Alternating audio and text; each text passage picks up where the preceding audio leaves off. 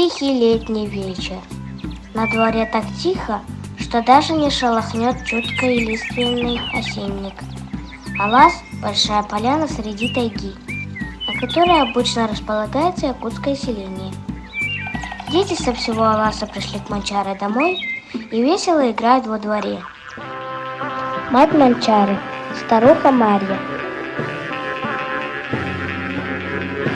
Останавливается у дверей юрты и с доброй улыбкой смотрит на расшалившуюся детвору.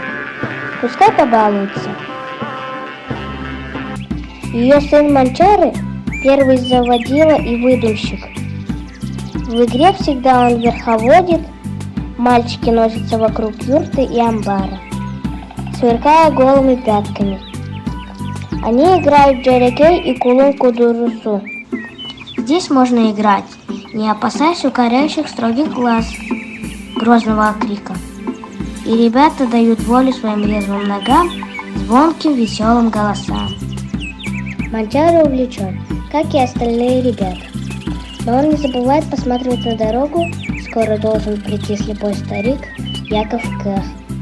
Он знает много сказок и занимательных историй.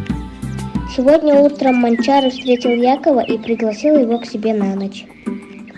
Дети стали играть в прятки. Манчара притаился за амбаром. Увлекшись игрой, он позабыл, что вот-вот должен появиться старый человек, и его нужно встретить. Как только старик и Манчара вошли во двор, дети окружились. Из юрты принесли низенькую тальниковую табуретку и поставили ее посередине двора.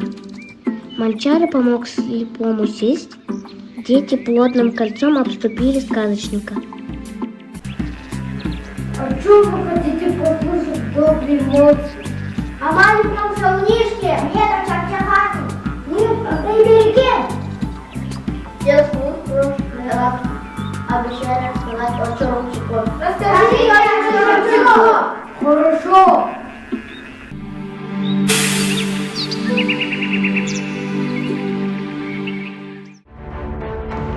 Жил-был отважный охотник по имени Чурумчуку. Не было более сметливого и удачливого охотника, чем он. Но нужда и голод все равно не покидали его. Дети Чурумчуку всегда ходили раздеты, голодные и холодные. Ценные меха, добытые руками охотника, переходили к купцам за бесценок, а он боялся с ними торговаться. Слово сказать наперекор не осмеливался.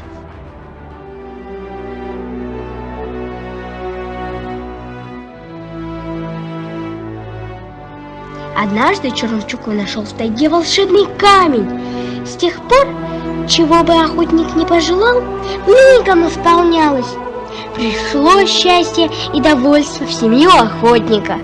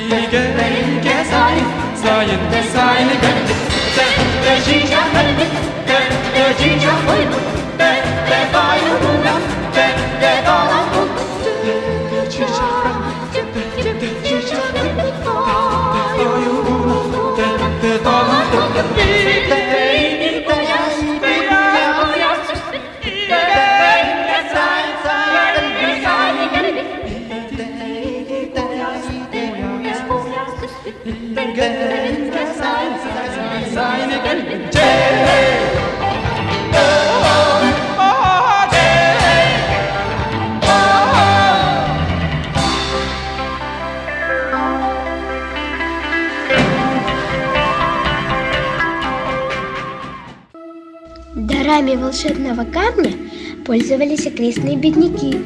Слух о чудесной находке Чурумчуку дошел до царя Чукчурудана. Царь приказал своим солдатам отнять у него камень. Опять стало голодно и холодно в юрте охотника.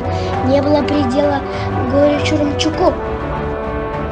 Наконец он решил во что бы то ни стало вернуть свой чудесный камень. Охотник готов был ради этого сразиться с самим Чукчурудданом. Как только у Чурумчуку появилось такое желание, мускулы его налились богатырской силой, глаза загорелись непотухающим огнем. Однажды Чурумчуку пришел во дворец и потребовал у царя свой камень. Чукчуруддан не отдал камня, а за дерзость велел утопить охотника.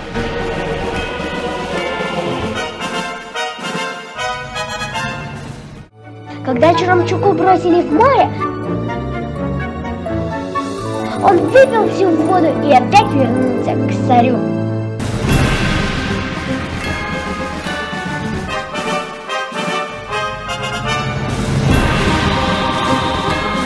Разгневанный Чукчуруддан приказал бросить его на растерзание голодным волкам и медведям.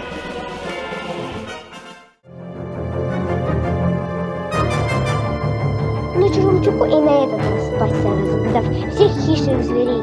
И они, разъярившись, набросились на самого Чукчуруддана и разорвали. Дети притихли, жадно слушая сказку. Манчара не сводил глаз со старика, боясь что-нибудь пропустить. Вот бы ему стать таким, как Чурумчуку.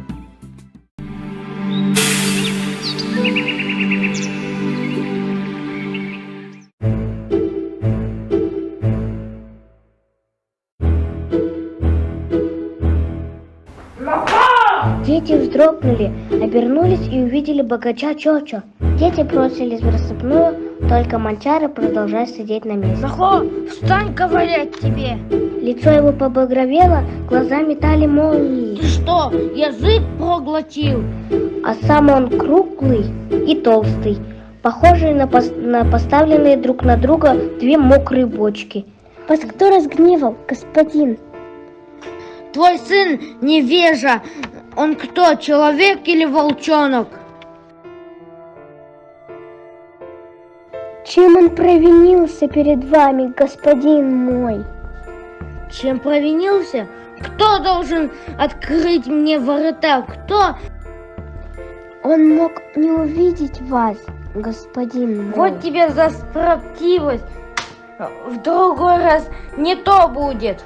Манчара беззвучно плакал, уткнувшись лицом в теплую мягкую землю. Чочо долго еще обронил мать и старого Якова. Потом он уехал, бормоча проклятие. А Манчара никак не мог успокоиться. Он плакал не столько от боли, сколько от обиды. Перестань, Баглой, плакать. Наш Тоян злая собака, и лучше с ним не связываться. Ну, не плачь. Завтра все забудется. Нет, не забудется. Если бы старик был зрячим, он бы заметил, как сверкнули у мальчика глаза.